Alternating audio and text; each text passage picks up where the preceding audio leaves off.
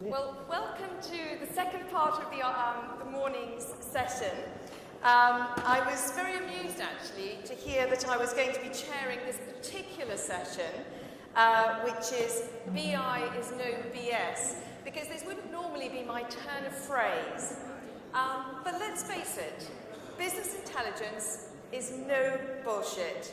And we're going to see exactly why that is with some great speakers now. So first of all, I would like to introduce Miguel Ramos from Confirmit. Miguel is the subject matter expert for mobile solutions. He is a technologist that specializes in market research.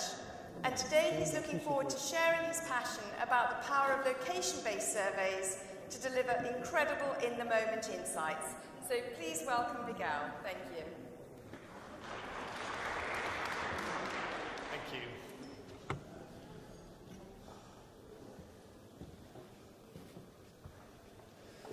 Hello everyone, I'm here to talk about delivering in-the-moment feedback and capturing feedback basically through location triggering. So I'm a technologist and I care about gadgets and what's the latest thing. So today, I'm going to talk about my latest gadget first, and I'll be talking about mobile because I do specialize in mobile technologies. Then I'll try to put it back to the market research industries and how location triggering can help you enhance your studies. I'll show you some considerations that you need to take into account when you're doing location triggering studies, and I'll show some examples of some customers that are already doing it. So this is my latest gadget, IIeX technology, and you're probably wondering, well, I've heard it before. Well, if you don't know about it, it's a technology that allows you to create some rules and take some actions. So for me, it really adds value because I'm using it with my mobile. I have the IIeX app running on my mobile, and what it's doing is keeping an eye every time I leave the house, and when I leave the house, it just makes sure that it turns off all my lights.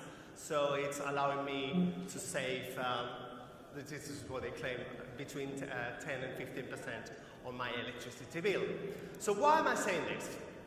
Simply because there are loads of apps out there that we're all using, they're already using location technology.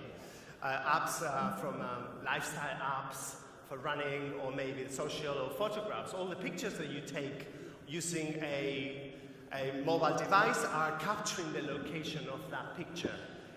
So if you didn't know this, all those images, if you're running studies and people are collecting images, you can always extract the location information from those images. That's called the ESIF information.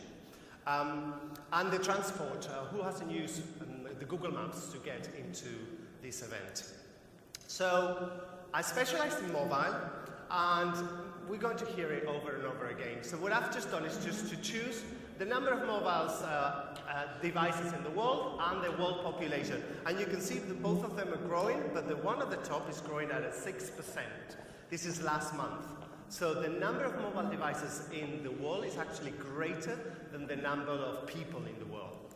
So it's a phenomenon. We all have a mobile device in our pockets, and there's more than one mobile device in certain countries.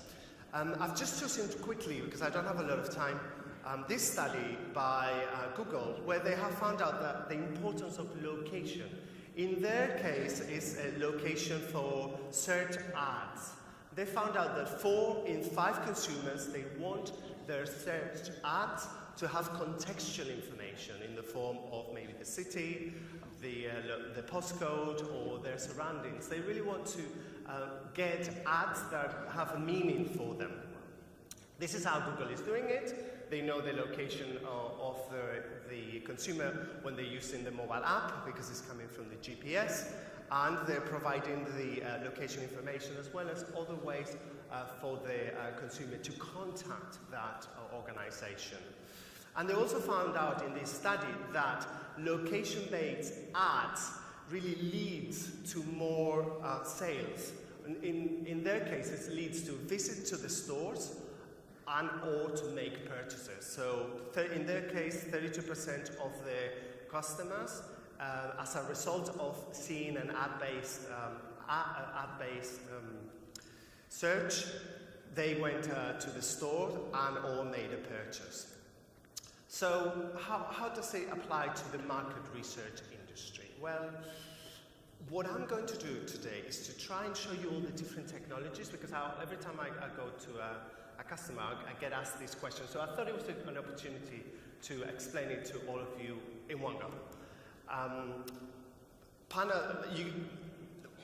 The key message here is that you always need an app for location triggering.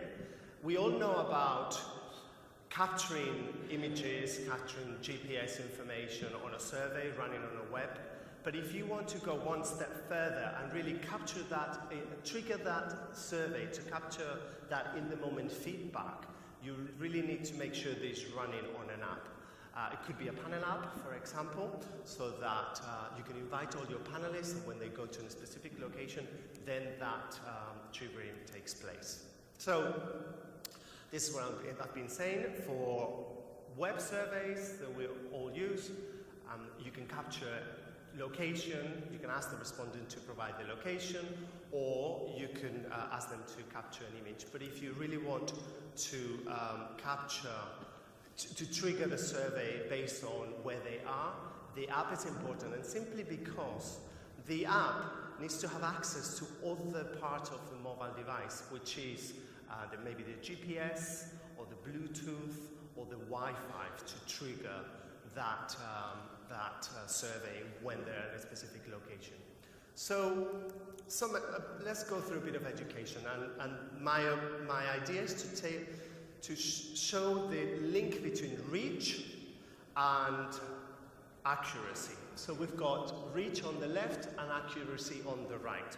So you can have a survey running with a user-reported location, which is what we've all been using, that has a very high reach because all of your respondents can respond to their location, but the accuracy is very small. Okay, so this is please provide your postcode. The next technology that you could use is the IP address. This works on a desktop as well as on a mobile device. So the reach continues to be high, and the accuracy, it's better than the user reported because it depends on all the IP address location, which is normally coming from the IP provider. So this is normally used for studies where maybe you want to guarantee responses from a specific big area. Next example is cell triangulation. And this is important because this is what your Google map uses every time you are indoors, like here, and it tells you that you are in this location.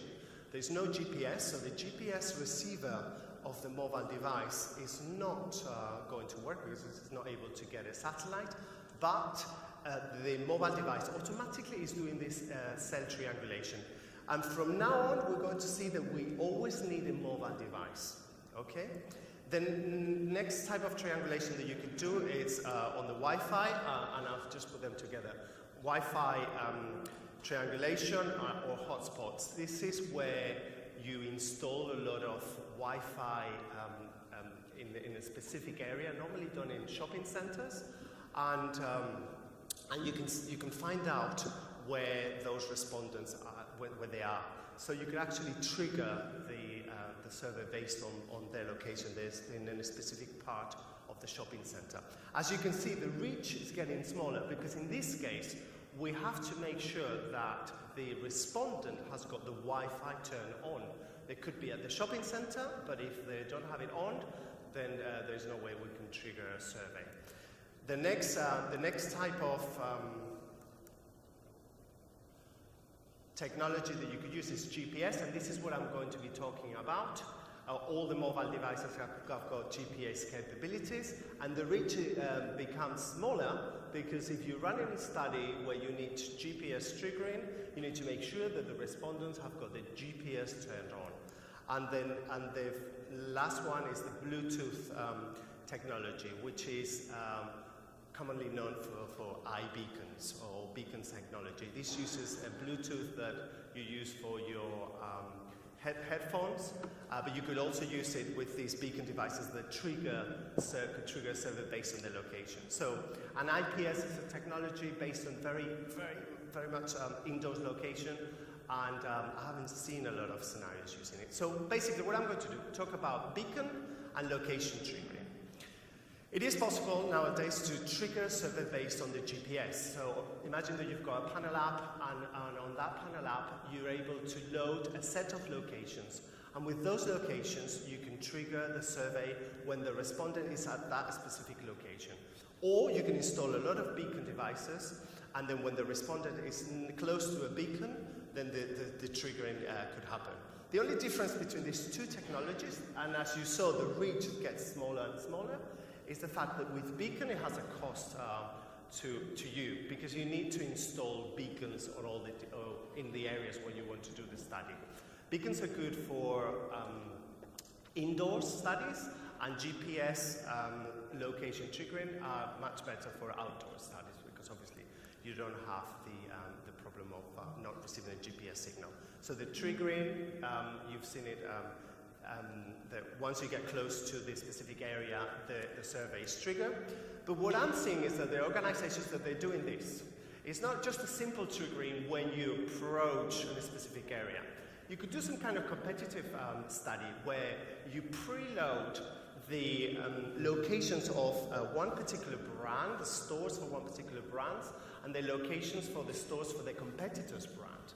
And what you could do, you could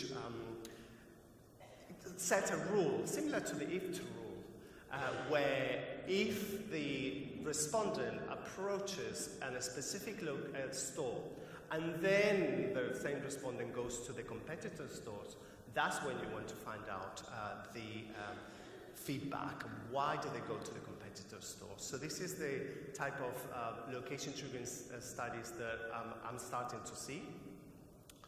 And these are the considerations that have been reported by that our customers are currently doing it.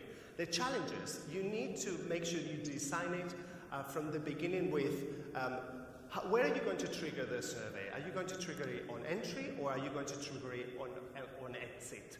How long are you going to wait until the survey appears on the respondent's mobile device? And what type of message are you going to invite it with? We all talk about the email and how important it is to have a very good email invitation. This is the same thing. Email, when you're doing location triggering, the message that you're going to show to the respondent is vital, as well as the 3G coverage. Simply because if the GPS is turned off on the mobile device, the mobile will go back to using 3G triangulation, and that's what I was showing you. So the location will not be as precise, but you will be able to trigger even if you only get the 3G triangulation. So it is important to see, if you're doing a study in a high populated area, like Amsterdam, for example, there are a lot of mobile towers, so the location is going to be much more accurate than if you're doing it in a very remote and rural area. So let me show you what it looks like so you can get an idea, because I've been describing it. So this is a respondent coming out of a specific location, and then when the respondent comes out from the specific location, then the message pops up. And that's what I was saying, it's really vital to design the message with the respondent in mind, because they're going to feel that Big Brother is following me. So the message will appear, as you can see there, and the respondent can choose to take the survey there and then, or do it on their own time. But you've triggered the message on that specific location. And I'll give you an example of the beacon technology, which is the technology where you imagine you have to install beacons on a specific areas, normally used by retail retailers, if you're doing studies for retailers or for any specific promotion, you could make sure you can guarantee the respondent is next to the promotion. So as the respondent is next to the promotion, the survey is triggered on the mobile device. First of all, you need to guarantee that you've got Bluetooth turned on, and then the message, it makes sense, and it's going to make the respondent answer the survey. The reason why I've chosen this video is to show the first question that I'm seeing a lot of our customers are using. It's an image question and a location question. I've been saying that you can capture locations with the respondent. You can ask the respondent to see where they are. Well, you can trigger the message, you can trigger the survey based on their location, but you can also ask them, once they respond to the survey, to capture the location and please take a picture of where you are. Why is this important? Just to validate that they've actually been to that specific location, and then you end up on your study with all the pictures for all the different promotions, and you can guarantee and validate that the respondent was provided a feedback for in the moment. So I'm running out of time, so I'll just show you quickly some of the examples of some customers where we've seen that they're using location triggering in a zoo, in a football ground, and school, and in the store experience. The in-store experience is the example I was describing, where you're comparing between two brands. And just to finish, if you're looking to run location trigger studies, make sure that you define the scenario first. You take into account when you're going to trigger the surveys, and on entry, on exit, how long is it going to take, what type of message are you going to show, and the key and this will help you choose the technologies, either a GPS location triggering or a beacon location triggering scenario. And as a recommendation, make sure that you always also asking the respondent to capture an image and GPS to get that contextual information from them, because and then you could use it to compare the accuracy of the triggering for all the different respondents. So thank you very much.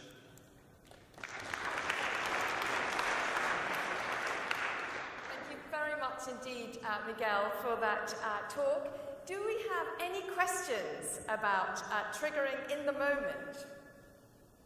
Yes, we have one over there. Thank you. Hi, my name is Sandra. You just said something about people feeling like Big Brother is watching. Just for my understanding, have these responders not been previously informed of them being part of the study? They have. You're right.